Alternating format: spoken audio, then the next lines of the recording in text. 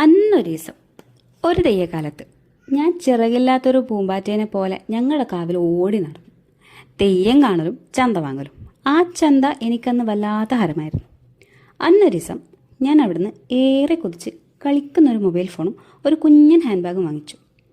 വിഷുക്കൈ നീട്ടം പപ്പടം പോലെ പൊടിഞ്ഞു.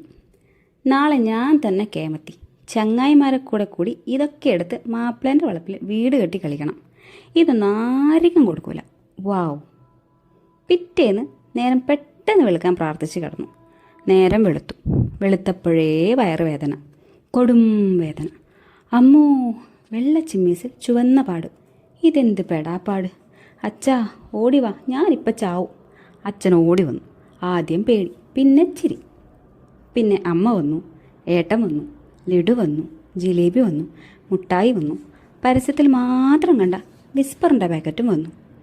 പക്ഷെ ഞാൻ തിരഞ്ഞു നടന്നത് എൻ്റെ ഐഫോണും ഹാൻഡ് ബാഗും ആയിരുന്നു. അതെടുത്ത് വെച്ച് ഏതോ ഒരമ്മ പറഞ്ഞു, കുറച്ച് ദിവസം അടങ്ങിയിരുന്നു, കളിയൊന്നും വേണ്ട. തകർന്നു പോയി എൻ്റെ ബാല്യം. ഇതാണ് എൻ്റെ പീരിയഡ് സ്റ്റോറി. നിങ്ങൾക്കുണ്ട് ഇതുപോലത്തെ സ്റ്റോറി? ഇഷ്ടമായെങ്കിൽ ലൈക്ക് ചെയ്യുക കേട്ടോ. കൂടെ കമൻറ്റും സബ്സ്ക്രൈബും.